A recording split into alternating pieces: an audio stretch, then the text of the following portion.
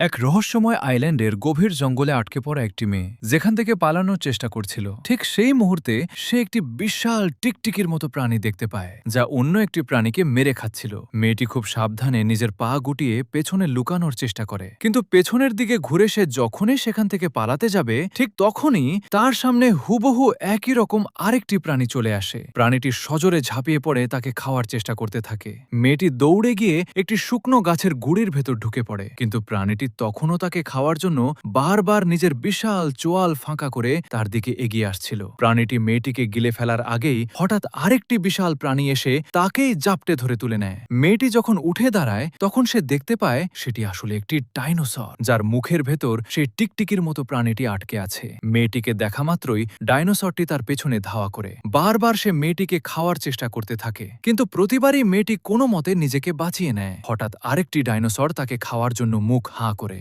বাঁচার শেষ চেষ্টা হিসেবে মেয়েটি একটি গাছের ডাল ধরে ঝুলে পড়ে। এখন এই ভয়ঙ্কর জঙ্গল থেকে তার বেঁচে ফেরার আর কোনো আশা অবশিষ্ট ছিল না। তবে এই আইল্যান্ডে শুধু ওই মেয়েটিই একা ছিল না, তার সাথে আসা আরও বেশ কয়েকজন সার্ভাইভারও ছিল, যারা জঙ্গলের ভয়ঙ্কর সব পোকামাকড়ের মাঝে আটকে পড়েছিল। তাদের মধ্যে একজনকে কাদায় লুকিয়ে থাকা কিছু অদ্ভুত প্রাণী এমনভাবে জাপটে ধরে যে একেবারে জ্যান্ত গিলে ফেলে। বিশাল আকারের পিঁপড়ে এবং বড় বড় তেলাপোকা তাদের উপর হামলে পড়ে। বিপদ শুধু এখানেই শেষ ছিল না, তাদের জলের ভেতর দিয়েও যেতে হতো, কিন্তু সেখানে থাকা বড় বড় হিংস্র মাছগুলো তাদের দিকে এমনভাবে তেড়ে আসে যেন কেউ তাদের ভোজে আমন্ত্রণ জানিয়েছে। এই রহস্যময় দ্বীপে তাদের এমন কিছু মানুষের সাথে দেখা হতে যাচ্ছিল যারা দেখতে মানুষের মতো হলেও তাদের কাজকর্ম ছিল অত্যন্ত অদ্ভুত এবং ভয়ঙ্কর। এতগুলো মানুষ এই আইল্যান্ডের গভীর জঙ্গলে কিভাবে এবং কেন আটকে পড়ল? এই প্রশ্নের উত্তর জানতে আমাদের গল্প ফ্ল্যাশব্যাকে চলে যায়। সিনেমার শুরুতে আমরা নিউ ইয়র্ক শহরকে দেখতে পাই। সেখানেই আমরা অ্যান জ্যারো নামের এক মেয়েকে দেখি যে সার্কাসে কসরত দেখিয়ে নিজের জীবন চালাতো, কিন্তু একদিন কোনো এক কারণে তাদের সার্কাসটি বন্ধ হয়ে যায়। অন্যদিকে কার্ল নামের একজন ফিল্ম প্রডিউসারকে দেখা যায় যে তার ফিল্ম মেকার বন্ধুদের বোঝাচ্ছিল যে তার কাছে একটি দারুণ প্ল্যান এবং একটি নতুন জায়গা আছে। সেখানে গিয়ে তারা যদি স্ক্রিপ্ট অনুযায়ী সিনেমা বানায় তবে সেটি মার্কেটে দারুণ চলবে। কিন্তু যেহেতু তার আগের অনেকগুলো সিনেমায় ফ্লপ হয়েছিল, তাই বিভিন্ন ফান্ডার এবং কোম্পানিগুলো তাকে আর টাকা দিতে রাজি হচ্ছিল না। যখন কার্ল বুঝতে পারল যে সে আর তার সিনেমা প্রডিউস করতে পারবে না, তখন সে ঠিক করে যে এই সিনেমাটি সে প্রডিউস করার পাশাপাশি ডিরেকশনও দিবে। সে তার বেশ কিছু রিল এবং ক্যামেরা চুরি করে সেখান থেকে পালিয়ে যায়। কিন্তু একটা বড় সমস্যা তখনও বাকি ছিল। নায়িকা ছাড়া সিনেমা কিভাবে তৈরি হবে? তাই সে সাথে সাথে একজন নায়িকা খুঁজতে বেরিয়ে পড়ে। খুঁজতে খুঁজতে কার্লের নজর পড়ে অ্যানের ওপর। তাকে দেখেই কার্ল বুঝে যায় যে তার সিনেমার জন্য এর চেয়ে সুন্দর নায়িকা আর হতেই পারে না। প্রথমে অ্যান এই সিনেমায় কাজ করতে রাজি হয়নি, কারণ কার্ল উল্টোপাল্টা কথা বলে তাকে সিনেমার স্ক্রিপ্ট বোঝাচ্ছিল। কিন্তু অনেক বোঝানোর পর অবশেষে অ্যান রাজি হয়। সেই রাতেই সব প্রস্তুতির পর কার্ল এবং অ্যান যখন জাহাজে পৌঁছায় তখন অ্যানের সাথে জাহাজের ক্যাপ্টেনের দেখা হয়। জাহাজে ওঠার আগে অ্যানের মনে হতে থাকে যে সে যে সিদ্ধান্তটি নিতে তা আদৌ ঠিক তো, কিন্তু কি ভেবে যেন সে শেষমেশ সামনে পা বাড়ায়। তারা সবাই সেখান থেকে বেরোনোর প্রস্তুতি নিচ্ছিল। ঠিক সেই সময় সেখানে পুলিশ চলে আসে, কারণ কার্ল বেআইনিভাবে সেখান থেকে পালাচ্ছিল এবং সে সিনেমা তৈরির জিনিসপত্র চুরি করেছিল। কিন্তু পুলিশ কিছু করার আগেই তাদের জাহাজ সফরের জন্য রওনা হয়ে যায়। সফরের মাঝপথে অ্যানের সাথে জ্যাক নামের এক যুবকের দেখা হয়, যে ছিল এই সিনেমার রাইটার। এই জাহাজেই হিরোর সাথে অ্যানের প্রথম শুটিং করা হয়। এই যাত্রাপথেই অ্যান এবং জ্যাকের মধ্যে ভালোবাসার সম্পর্ক গড়ে উঠতে থাকে, কারণ অ্যান জ্যাকের ভেতরের ভালো দিকগুলো দেখতে পাচ্ছিল। বেশ কিছুদিন পর ক্যাপ্টেন জানতে পারে যে কার্লকে গ্রেপ্তার করার ওয়ারেন্ট এসেছে। ক্যাপ্টেনও ততদিনে বুঝে গিয়েছিল যে কার্ল বেআইনি কাজ করছে। কার্ল তাকে আটকাতে চাইলেও কোনো লাভ হয়নি। জাহাজের সমস্ত ক্রু যখন জাহাজটিকে ঘোরানোর চেষ্টা করে ঠিক তখনই হঠাৎ করে চারপাশ থেকে অদ্ভুত এক ধোঁয়া তাদের জাহাজকে ঘিরে ফেলে। চারদিকে শুধুই পিনপতন নীরবতা, আর এই নীরবতা যেন স্পষ্ট জানান দিচ্ছিল যে সামনে বড় কোনো বিপদ আসতে চলেছে। তারা কিছু বুঝে ওঠার আগেই ওপর থেকে পাহারায় থাকা জিমি নামের একটি ছেলে দেখতে পায় যে তাদের ঠিক সামনেই বিশাল বড় বড় সব পাথর। এত বড় পাথর দেখে ক্যাপ্টেনের মনে ভয় ঢুকে যায়। সে সাথে সাথে জাহাজের ইঞ্জিন বন্ধ করার নির্দেশ দেয়, কিন্তু ততক্ষণে তাদের জাহাজটি গিয়ে সজোরে সেই পাথরের সাথে ধাক্কা খায়। সামনে এগোতেই তারা মানুষের বিশাল আকারের মাথার খুলি দেখতে পায়, যা দেখে তাদের ভয় আরও বেড়ে যায়। শুটিং করতে করতে সবাই কার্লের পেছন পেছন চলতে থাকে। জায়গাটা দেখে মনে হচ্ছিল পুরো দ্বীপটি যেন মানুষের মৃতদেহ দিয়ে তৈরি, কারণ চারদিকে শুধু লাশ আর লাশ ছড়িয়েছিল। সেখানকার দেয়ালের কাছে মানুষের শরীরগুলোকে কাঠের সাথে এমনভাবে ঝুলিয়ে রাখা হয়েছিল যেন কাউকে খাবার পরিবেশন করা হয়েছে। কিন্তু কার্লের মনে হচ্ছিল এটি শুধুই একটি পুরনো ধ্বংসস্তূপ, করুক। সবাই নিজের নিজের রোলে অভিনয় করতে শুরু করে। শুটিং চলাকালীন অ্যান হঠাৎ একটি মেয়ের কান্নার আওয়াজ শুনতে পায়। ঠিক তখনই কার্ল দেখতে পায় একটি কালো রঙের বাচ্চা ছেলে তার দিকে এক দৃষ্টে তাকিয়ে আছে। কার্ল তাকে একটি চকলেট দিতে যায়, কিন্তু ছেলেটি চকলেট নেওয়ার বদলে উল্টে তার হাত কামড়ে ধরে। আর তখনই সেখানে লুকিয়ে থাকা সমস্ত আদিবাসীরা ধ্বংসস্তূপ থেকে বেরিয়ে আসে। ঠিক সেই মুহূর্তে একটি বিকট গর্জনের আওয়াজ শোনা যায়। সেই আওয়াজ শুনে খোদ আদিবাসীরাও মারাত্মক ভয় পেয়ে যায়। হঠাৎ কোথা থেকে একটা বর্ষা এসে সোজা তাদের একজন সঙ্গীর গায়ে বিঁধে যায়। বর্ষাটি অন্য কেউ নয়, আদিবাসীরাই ছুঁড়েছিল। তারা সাথে সাথে দলটার উপর আক্রমণ করে তাদের বন্দী করতে শুরু করে। তারা একজনকে ধরে সবার সামনেই তার গলা কেটে ফেলে। অ্যানকেও তারা ধরে ফেলে। কার্লকেও তারা যখন মারতে যাবে ঠিক তখনই জাহাজের ক্যাপ্টেন সেখানে এসে বন্দুক দিয়ে ফায়ার করতে শুরু করে। গুলির আওয়াজ শুনে আদিবাসীরা ভয়ে পালিয়ে যায়। কিন্তু সবাই যখন জাহাজের দিকে ফিরে যাচ্ছিল তখন সুযোগ বুঝে আদিবাসীদের একজন এসে অ্যানকে তুলে নিয়ে যায়। জ্যাক যখন জাহাজে অ্যানের পড়ে থাকা লকেটটি খুঁজে পায়, সে পাগলের মতো অ্যানকে খুঁজতে শুরু করে। কিন্তু অ্যান ততক্ষণে জাহাজে নেই। অন্যদিকে দেখানো হয় অত্যন্ত জাঁকজমক এবং অদ্ভুত সব রীতিনীতির মাধ্যমে আদিবাসীরা অ্যানকে দেয়ালের ওপাশে দুটি পিলারের সাথে বেঁধে রেখেছে। আসলে আদিবাসীরা ওই জঙ্গলে থাকা এক রাক্ষসকে খাবার হিসেবে অ্যানকে উৎসর্গ করছিল, কারণ তারা যদি এমনটা না করত তবে তাদের মধ্য থেকেই কাউকে ওই রাক্ষসের শিকার হতে হতো। ঠিক তখনই জঙ্গল থেকে বিশাল এক গরিলা বেরিয়ে আসে এবং সোজা অ্যানকে নিজের হাতে তুলে নেয়। পেছন থেকে ততক্ষণে কার্ল আর তার সঙ্গীরাও সেখানে পৌঁছে গিয়েছিল। তাদের গুলির আওয়াজে আদিবাসীরা সবাই পালিয়ে যায়। কার্ল নিজের চোখেই অ্যানকে ওই বিশাল গরিলার হাতে বন্দী হতে দেখে। এবার কার্ল পুরোপুরি বুঝে যায় যে এই পুরো আইল্যান্ডটি অভিশপ্ত আর এই গরিলাই এখানকার লিডার, যাকে সবাই কিং কং বলে ডাকে। অ্যানকে নিয়ে কিং কং জঙ্গলের গভীরে হারিয়ে যায়। যেহেতু তাদের টিমের সবচেয়ে দামি মানুষটি অর্থাৎ অ্যান হারিয়ে গেছে, তাই তাকে ছাড়া তারা কেউই সেখান থেকে ফিরে যেতে রাজি ছিল না। সবাই নিজেদের অস্ত্র হাতে নিয়ে জঙ্গলের দিকে এগিয়ে যায়, কিন্তু মাঝপথেই তাদের উপর এক অদ্ভুত দর্শন প্রাণী আক্রমণ করে। সবাই এদিক ওদিক পালাতে শুরু করে। অনেকেই প্রাণীটির পায়ের নিচে পিষ্ট হয়ে মারা যায়, কিন্তু অনেক চেষ্টার পর অবশেষে গুলি করে প্রাণীটিকে তারা মেরে ফেলে। এখানে একটা বিষয় স্পষ্ট ছিল, মানুষের মৃত্যুর চেয়ে কার্লের কাছে তার সিনেমার শুটিং বেশি গুরুত্বপূর্ণ ছিল। পরদিন সকালে কার্ল বিশাল আকারের কিছু প্রাণী দেখতে পায় যেগুলো সে আগে কখনো দেখেনি। তাদের দেখেই সে সিনেমা শুট করতে শুরু করে, কিন্তু পাহাড়ের ওপর থেকে হঠাৎ বড় বড় পাথর খসে পড়তে শুরু করে। আসলে টিরেক্সের বাচ্চারা সেই ঘাস খেকো প্রাণীগুলোকে তাড়া করে শিকার করার চেষ্টা করছিল। সবচেয়ে বিপদের কথা হলো কার্লের লোকেরাও ঠিক সেই রাস্তায় ছিল। খামোখাই অনেকে ওই বড় বড় প্রাণীদের পায়ের নিচে চাপা পড়ে মারা যায়। কিছু টিরেক্সের বাচ্চা আবার কার্লের লোকদেরও খাওয়ার চেষ্টা করছিল, কিন্তু দুর্ভাগ্যবশত তারা নিজেরাই বড় প্রাণীদের পায়ের নিচে চাপা পড়ে যায়। সামনে দৌড়াতে দৌড়াতে একটি বিশাল খাদ চলে আসে। সেই খাদে বড় বড় প্রাণীগুলো হুড়মুড়িয়ে পড়তে শুরু করে, আর তাদের সাথে কার্লের অনেক লোকও চাপা পড়ে যায়। কিন্তু তখনও কিছু টিরেক্সের বাচ্চা তাদের পিছু ছাড়ছিল ওর। এই দৌড়াদৌড়ির মাঝেই কার্লের ক্যামেরাম্যান একটি টিরেক্সের শিকার হয়। নিজের এই বিশেষ লোকটিকে চোখের সামনে মরতে দেখে কার্লের এবার কিছুটা অনুশোচনা হয় যে সে এখানে এসে কত বড় ভুল করেছে। এদিকে কিং কং অ্যানকে হাতের মুঠোয় নিয়ে এমনভাবে লোফালোফি করছিল যেন কোনো ছোট বাচ্চা তার খেলনা নিয়ে খেলছে। পাহাড়ের একদম চূড়ায় নিয়ে গিয়ে সে অ্যানকে ছুঁড়ে ফেলে, যার ফলে অ্যান অজ্ঞান হয়ে যায়। অ্যানকে অজ্ঞান অবস্থায় দেখে কিং কং সেখানেই বসে কিছু একটা খেতে শুরু করে। জ্ঞান ফিরতেই অ্যান চুপচাপ একটি পাথরের পেছনে লুকিয়ে পড়ে, কিন্তু সে যখনই সেখান থেকে পালানোর চেষ্টা করে ঠিক তার সামনে কিং কং এর বিশাল হাত এসে পড়ে। অর্থাৎ কং এর হাত থেকে তার বাঁচার কোনো উপায় ছিল না। অ্যান যখন আবার নিচে পড়ে যায় কিং কং চমকে ওঠে। অ্যান বুঝতে পারে কং এর প্রতিক্রিয়া দেখে। তখন সে বুদ্ধি খাটিয়ে নিজের সার্কাসের কসরতগুলো কংকে দেখাতে শুরু করে। অ্যানের এমন কাণ্ড দেখে কিং কং দারুণ খুশি হয়। সে নিজেই নিজের হাত দিয়ে অ্যানকে ফেলে দিয়ে হাসতে থাকে। কিন্তু অ্যান যখন পুরোপুরি ক্লান্ত হয়ে পড়ে সে কংকে আর ধাক্কা দিতে নিষেধ করে। এতে কিং কং ভীষণ রেগে যায়। সে রাগে চারপাশের পাহাড় ভাঙতে শুরু করে। রাগ শান্ত হলে সে অ্যানকে ওখানেই ফেলে রেখে চলে যায়। অ্যান এবার বুঝতে পারে যে কিং কং আসলে তাকে মারতে চায় না। এমনটা হওয়ার কারণ হলো কিং কং এর আগে এত সুন্দর কোনো মেয়ে দেখেইনি। এদিক কার্লের দল অ্যানকে খুঁজতে খুঁজতে একটি জলাশয়ের কাছে এসে পৌঁছায়। তারা কাঠের ভেলা বানিয়ে যেই জল পার হতে যাবে ঠিক তখনই অসংখ্য অদ্ভুত প্রাণী তাদের উপর আক্রমণ করে। প্রাণীগুলো দেখতে অনেকটা বিশাল বিছের মতো ছিল, কিন্তু হঠাৎ করে এই প্রাণীগুলো এমনভাবে পালিয়ে যায় যেন তারা ভয়ঙ্কর কাউকে আসতে দেখেছে। আর হলোও ঠিক তাই।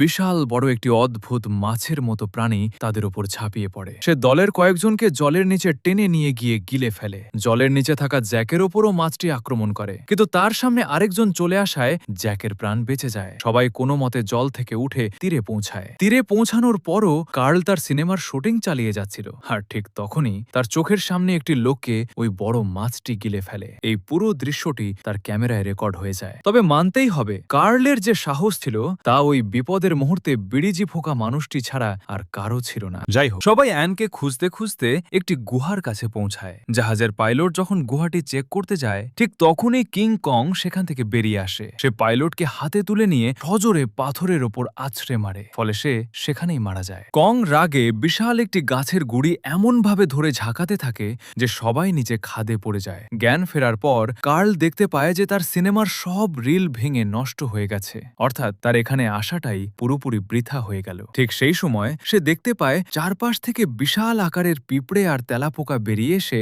তাদের খাওয়ার জন্য এগিয়ে আসছে। অনেকগুলো তেলাপোকা জ্যাককে কামড়াতে শুরু করে। জিমি নামের ছেলেটি কোনো মতে বন্দুক দিয়ে গুলি করে তাকে বাঁচায়, কিন্তু বিপদ তখনও কাটেনি। কাদার ভেতর থেকে বেরিয়ে আসা একটি ভয়ঙ্কর প্রাণী ওই বিড়ি খাওয়া লোকটির পা ধরে সোজা তাকে গিলে ফেলে। এবার সব পোকামাকড় তাদের চারদিক থেকে ঘিরে ফেলে। ঠিক সেই মুহূর্তে ক্যাপ্টেন আর সিনেমার হিরো বন্দুক হাতে সেখানে এসে পৌঁছায় এবং গুলি করে সবাইকে ওই প্রাণীদের হাত থেকে বাঁচায়। অন্যদিকে অ্যান যখন বুঝতে পারে যে পালানোর এটাই সঠিক সুযোগ, সে তখন দৌড়ে পালানোর চেষ্টা করে। সে দৌড়াতে দৌড়াতে ঠিক সেই টিকটিকিটার কাছে চলে আসে যে তখন অন্য একটি প্রাণীকে খাচ্ছিল। একদম গল্পের শুরুতে আমি যেমনটা বলেছিলাম, ঠিক সেভাবেই অ্যান সন্তর্পণে পালানোর চেষ্টা করে, কিন্তু তার সামনে আরেকটি টিকটিকি এসে পড়ে। টিকটিকিটা তাকে খাওয়ার চেষ্টা করলে অ্যান একটি শুকনো গাছের গুড়িতে লুকিয়ে পড়ে, কিন্তু টিকটিকিটা তার পিছু ছাড়ে না। ঠিক তখনই একটি বিশাল প্রাণী এসে টিকটিকিটাকে ধরে গিলে ফেলে, কিন্তু প্রাণীটি যখন অ্যানকে দেখতে পায় সে অ্যানের দিকে তেড়ে আসে। অ্যান সেখান থেকে দৌড়ে পালানোর চেষ্টা করে, কিন্তু সে যেখানে লুকিয়েছিল তার ঠিক পাশেই আরেকটি টিরেক্স তাকে দেখছিল। টিরেক্সটি বিশাল হাঁ করে যখন অ্যানকে খাওয়ার চেষ্টা করে, অ্যান তখন কোনো মতে কাঠের ডাল ধরে ঝুলে পড়ে। তার বাঁচার আর কোনো আশা যখন ছিল না, ঠিক তখনই বিকট গর্জন করে সেখানে ঝাঁপিয়ে পড়ে কিং কং। সে মুহূর্তের মধ্যে অ্যানকে বাঁচিয়ে ওই টিরেক্সের সাথে লড়াই শুরু করে। তাদের লড়াই দেখে আরও দুটি টিরেক্স সেখানে অ্যানকে খাওয়ার জন্য চলে আসে, কিন্তু কং তাদের হাত থেকেও অ্যানকে বাঁচায়। এবার লড়াই চরম আকার ধারণ করে। প্রশ্ন ছিল অ্যান কার পেটে যাবে। ঠিক তখন পেছন থেকে একটি টিরেক্স অ্যানকে খাওয়ার জন্য লাফ দেয়। কিং কং সবার সাথে একাই লড়তে থাকে। কং একটি টিরেক্সের মাথা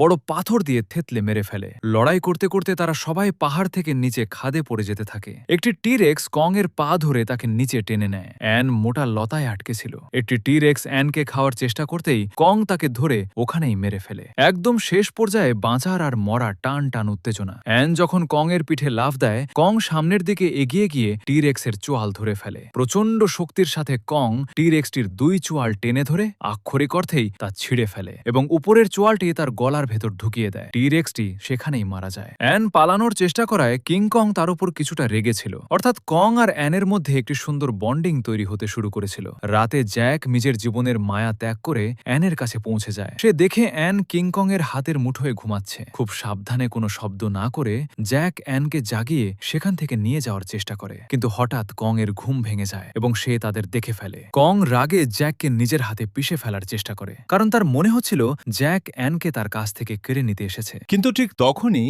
সেখানে থাকা অসংখ্য বাদুড় কং এর উপর আক্রমণ করে, কারণ কং এর চিৎকারে তাদের ঘুম ভেঙে গিয়েছিল। লতা ধরে জ্যাক আর অ্যান নিচে নামার চেষ্টা করে, আর কং লতা ধরে তাদের ওপরে টানতে থাকে। জ্যাক কং এর হাতে পিষ্ট হওয়ার আগেই সে একটি বাদুড়ের পা ধরে সেখান থেকে উড়ে পালায়। এটা দেখে কিং কং রাগে উন্মাদ হয়ে যায়। তার গদি দেখে মনে হচ্ছিল সে আজ কাউকেই ছাড়বে না। দৌড়াতে দৌড়াতে জোড়াতে জ্যাক অ্যানকে নিয়ে আদিবাসীদের দেয়ালের কাছে চলে আসে। সেখানে আসতেই অ্যান দেখে যে কার্ল এবং ক্যাপ্টেনের সাথে তাদের বাকি সঙ্গীরা পুরোপুরি প্রস্তুত হয়ে দাঁড়িয়ে আছে। তাদের এই অবস্থা দেখে অ্যান বুঝতে পারে যে কার্ল আসলে কিং কংকে বন্দী করার ফাঁদ পেতেছে। কিং কং আসতেই সবাই তার উপর হামলা করে। চারদিক থেকে বড় বড় বর্ষি ছুড়ে তারা তাকে আটকানোর চেষ্টা করে। ওপর থেকে বিশাল জাল ফেলে তাকে আটকে ফেলে। শুধু তাই নয়, তার উপর ক্লোরোফর্ম ছুড়ে তাকে অজ্ঞান করার চেষ্টাও চলতে থাকে। এখানে একটা জিনিস পুরোপুরি পরিষ্কার হয়ে যায়, কার্লের সিনেমা বানানোর গল্পটা ছিল নেহাতই একটা নাটক। সে তো সবার সাথে মিলে কিং কংকে বন্দী করতেই এখানে এসেছিল, কিন্তু অ্যানকে সেখান থেকে নিয়ে যেতে দেখে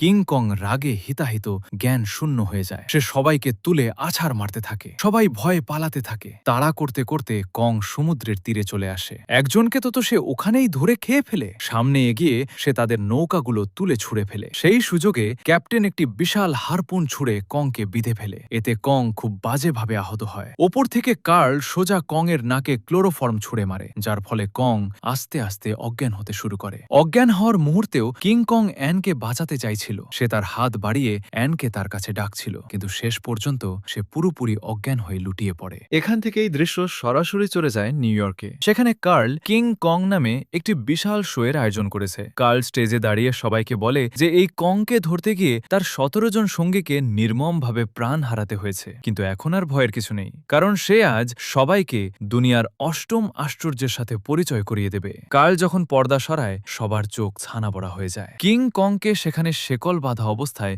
অত্যন্ত দুর্বল বল দেখাচ্ছিল। কার্ল আসলে কিং কংকে দেখিয়ে শো করে কোটিপতি হতে চেয়েছিল। অন্যদিকে জ্যাককেও সেখানে দেখা যায়। অ্যানকে একটি ড্যান্স শোতে ভালো চাকরির অফার দেওয়া হয়েছিল। কার্ল তাকে প্রচুর টাকাও দিতে চেয়েছিল, কিন্তু অ্যান স্পষ্ট ভাষায় তা প্রত্যাখ্যান করে। কার্লের শো যখন জাঁকজমকভাবে শুরু হয় তখন কিং কং এর সামনে অ্যানের মতো দেখতে নকল এক মেয়েকে আনা হয়, কিন্তু ওই মেয়েটিকে দেখা মাত্রই কিং কং পাগল হয়ে যায়। সে প্রচন্ড রাগে তার শেকলগুলো ছিঁড়ে ফেলে এবং খাঁচা থেকে বেরিয়ে আসে। চারদিকে মানুষের মধ্যে হুড়োহুড়ি পড়ে যায়। কং লাফিয়ে লাফিয়ে গাড়ি ভাঙতে শুরু করে এবং মানুষ মারতে থাকে, কিন্তু হঠাৎ কং জ্যাককে দেখতে পায়। তাকে দেখেই কং এর রাগ আরো বেড়ে যায়, কারণ তার মনে হচ্ছিল জ্যাকের জন্যই অ্যান তার কাছ থেকে আলাদা হয়েছে। কং জ্যাককে তাড়া করতে করতে শো থেকে বেরিয়ে নিউ ইয়র্কের রাস্তায় চলে আসে। সে রাস্তায় চলতে থাকা গাড়িগুলোর সাথে ধাক্কা খেতে থাকে। তাকে দেখে মানুষ দিকবিদিক শূন্য হয়ে পালাতে শুরু করে। কং রাস্তায় সমস্ত মেয়েকে ধরে ধরে চেক করতে থাকে, কারণ সে পাগলের মতো অ্যানকে খুঁজছিল।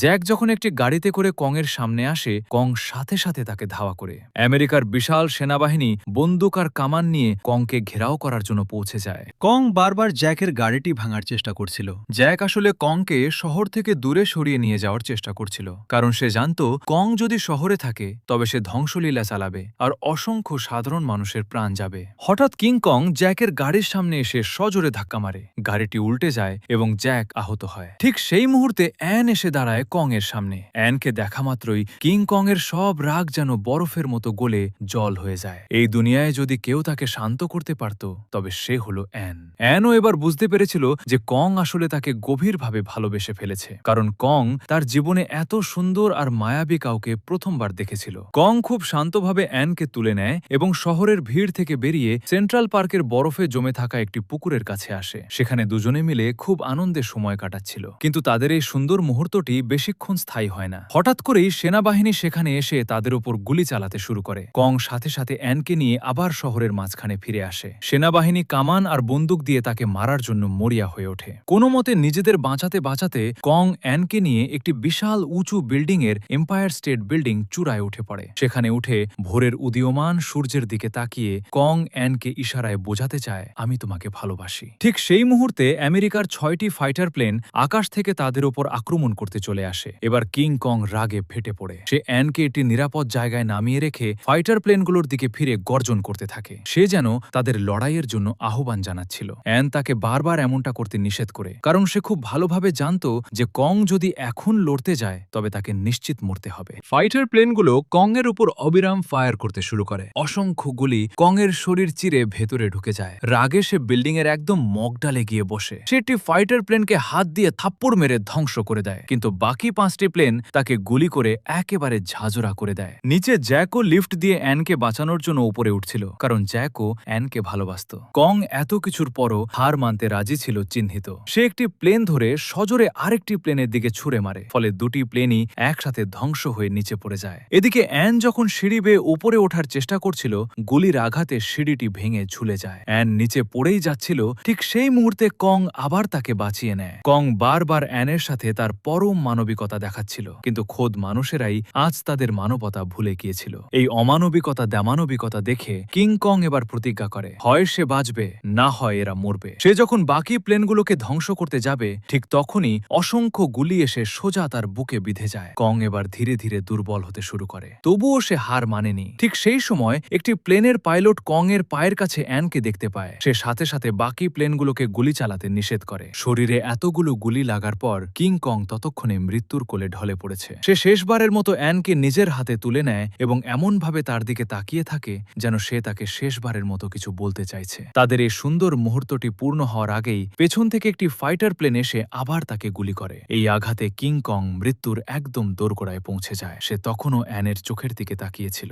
কংকে এইভাবে মরতে দেখে অ্যান হাউমাউ করে কাঁদতে শুরু করে। অ্যানের চোখের সামনেই কং ধীরে ধীরে বিল্ডিং এর ওপর থেকে পিছলে নিচে পড়ে যায়, আর সাথে সাথে তার মৃত্যু ঘটে। কং নিচে পড়ার পর দেখা যায় অসংখ্য মানুষ তার মৃতদেহের উপর উঠে হাসি মুখে সেলফি আর ছবি তুলতে ব্যস্ত। এই দৃশ্যটি পরিষ্কারভাবে প্রমাণ করছিল যে মানুষের ভেতরে থাকা মানবতা আজ পুরোপুরি মরে গেছে। ওপরে জ্যাক অ্যানের কাছে এসে তাকে সান্ত্বনা দেয়, কিন্তু আজকের পর থেকে অ্যান সারা জীবন নিজেকেই দোষারোপ করতে থাকবে, কারণ তার মনে হবে তারই জন্য আজ কিং কং মারা গেল। সে যদি সেদিন কার্লের কথায় রাজি না হতো আর জাহাজে ওঠার আগে যদি সে ফিরে আসতো, তবে হয়তো এমনটা হতো না। কিন্তু সত্যি কথা বলতে আমার মনে হয় এখানে অ্যান বা কং কারোরই কোনো দোষ ছিল না। এই দুনিয়ায় যা কিছু হয়েছে তা সবই কার্লের লোভের জন্যই হয়েছে। কিং কং এর দুর্ভাগ্য এটাই ছিল যে সে একটি মেয়ের ভালোবাসার টানে নিজের জগৎ ছেড়ে মানুষের জগতে চলে এসেছিল আর একেবারে বিনা কারণে নির্মমভাবে প্রাণ হারালো। আর এরই সাথে কিং কং এর এই শ্বাসরুদ্ধকর আর আবেগময় গল্পটি শেষ হয়ে যায়।